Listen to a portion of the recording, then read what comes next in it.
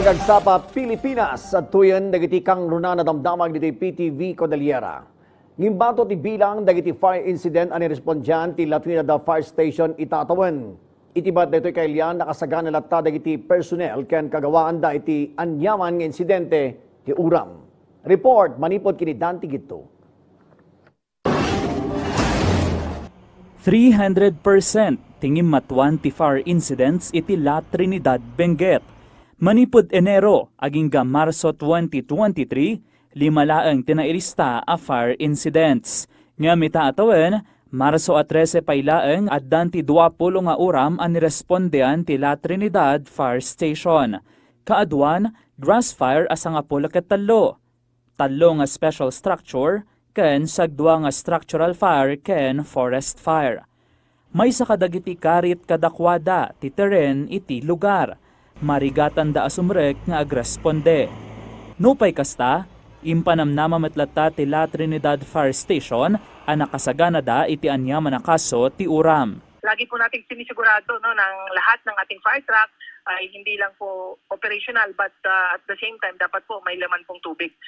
100% po yan, sinisigurado po yan palagi. Sinigurado matlaang ni Senior Inspector Melchor Medes, a well-equipped and well-trained amin dagiti personnel da. Ang mga bombero naman po natin ay handang rumisponde sa kahit anong sunog or anumang sakuna na kinakailangan po ang kanilang serbisyo.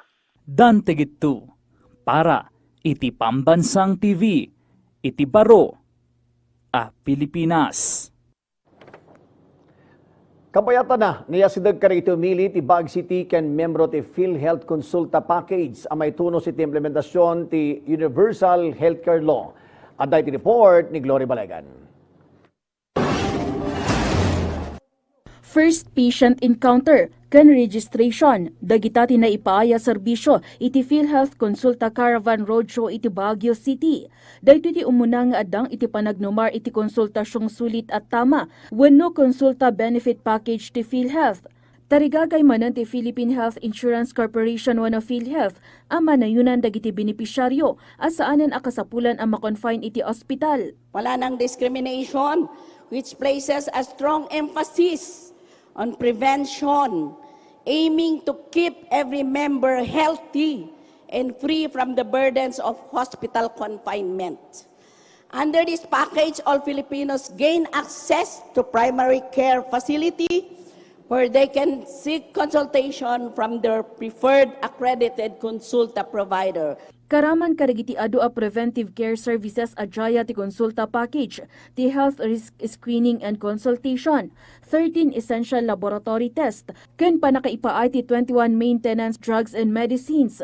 Pinagyamanan mat dagiti nagdumar ti panakaiyasideg ti serbisyo kadakwada. Introduction nila na parang electronic konsulta, which is para pagpunta namin sa mga health center na kung saan kami malapit, mayroon na kaming data. May mga program sila, may kung ano yung mga pwede naming i-avail na libre programa ng PhilHealth. Maitunos ti programa iti Universal Healthcare Law ang mangiman mandato iti panakabukal ti komprehensibo a primary care benefit package. Sirma tagamit ti ahensya, ababaan iti konsulta package kat agtalinaed na salunat dagiti Pilipino. We aim to ensure that individuals can proactively manage their health, detect diseases at an early stage, and receive timely interventions. Our valued PhilHealth members can easily enlist with their preferred accredited PhilHealth Consulta Package facility. Iti Baguio City, 13 iti 16 a district health centers tina-sertipikaran kas primary care facilities ang mabalin a pagparehistroan para iti konsulta package. Maikamakamat ti sertifikasyon ti Aurora Hills Super Health Center, Scout Barrio Health Center ken ti Mines View Health Center. Glory Balegan para iti Pambansang TV, iti Baro, Pilipinas. Bueno, dagiti kang runa na damdamag dito PTV Cordillera. I-like, i-follow, kan ag-subscribe iti social media platforms ti PTV Cordillera iti Facebook, TikTok, kan YouTube. Para iti PTV Balita ngayon sa probinsya, siya ni Eddie Carta, Naibag, Galdao.